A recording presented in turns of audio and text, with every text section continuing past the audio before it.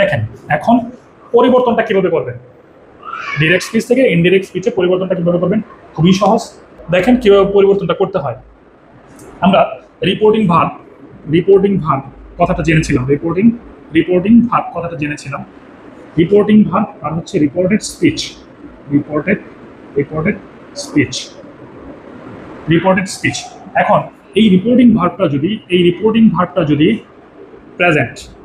প্রেজেন্টের যে কোনো ফরম্যাটে যদি থাকে, রিপোর্টিং ভার্বটা প্রেজেন্টের যে কোনো ফরম্যাটে যদি থাকে, অথবা ফিউচার রিপোর্টিং ভার্বটা যদি প্রেজেন্ট অথবা ফিউচারের যে কোনো ফরম্যাটে থাকে, প্রেজেন্ট অথবা ফিউচারের যে কোনো ফরম্যাটে থাকে, তাহলে রিপোর্টেড স্পিচের টেন্সের কোনো পরিবর্তন হবে না।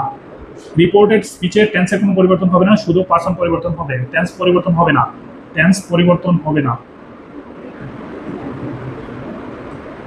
টেন্স পরিবর্তন হবে না, শুধু পার্সন পরিবর্তন হবে, পার্সন পরিবর্তন হবে। তার মানে কি দাঁড়ালো, রিপোর্টিং ভার্বটা যদি আমার প্রেজেন্ট অথবা ফিউচারে থাকে, রিপোর্টিং ভার্বটা যদি প্রেজেন্ট অথবা ফিউচারে থাকে, তাহলে রিপোর্টেড স্পিচ অর্থাৎ ইনভার্টেড কমার ভিতরে যে অংশটুকু, সেই অংশটার টেন্সের কোনো পরিবর্তন হবে না। অর্থাৎ যেই টেন্সে আছে, যদি প্রেজেন্টে থাকে প্রেজেন্টে থাকবে, পাস্টে থাকলে পাস্টেই থাকবে, অর্থাৎ টেন্সের কোনো পরিবর্তন হবে না, শুধু পার্সনটা পরিবর্তন হবে। এখন টেন্স এবং পার্সন কিভাবে পরিবর্তন হয় চলেন আমরা সেটা সামনে জানি। দেখেন ডিরেক্ট স্পিচে এখানে থেকে দেওয়া আছে কি, হি সেইস, আই এম ইন। তাহলে হচ্ছে এই অংশটুকু হচ্ছে আমার রিপোর্টিং ভার্ব হচ্ছে সেইস কোন টেন্সে আছে, সেইস প্রেজেন্ট টেন্সে আছে।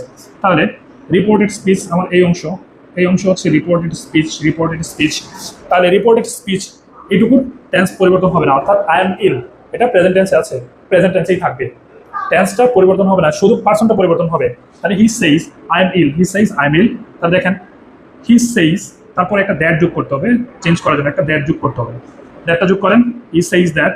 এই আইটা কি, আমরা পার্সন পরিবর্তনে গিয়ে দেখবো যে রিপোর্টেড স্পিচের ফার্স্ট পার্সন রিপোর্টিং ভার্বে সাবজেক্ট অনুযায়ী পরিবর্তন হয়, রিপোর্টিং ভার্বে সাবজেক্ট অনুযায়ী পরিবর্তন হয়। তাহলে হচ্ছে আয়ের সাবজেক্ট, তাহলে এখানে রিপোর্টিং ভার্বে সাবজেক্ট হি, তাহলে হি এর সাবজেক্টিভ ফর্ম হচ্ছে হি।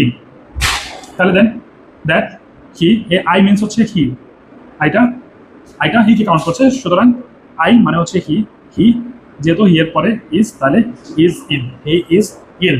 অর্থাৎ এখানে এই যে রিপোর্টিং ভার্বটা আছে, রিপোর্টিং ভার্বটা প্রেজেন্ট টেন্স থাকার কারণে রিপোর্টেড যে স্পিচ আছে, রিপোর্টেড স্পিচের ভার্বের কোনো পরিবর্তন, টেন্সের কোনো পরিবর্তন হবে না, শুধু পার্সনটা পরিবর্তন হবে। এই আইটা কি হয়ে গেল, ওকে, আশা করি এটা ক্লিয়ার। এখন তার বলতে পারেন রিপোর্টেড স্পিচটা আমার কখন পরিবর্তন হবে, চলেন দেখে নিন। রিপোর্টিং ভার্ব যদি পাস্ট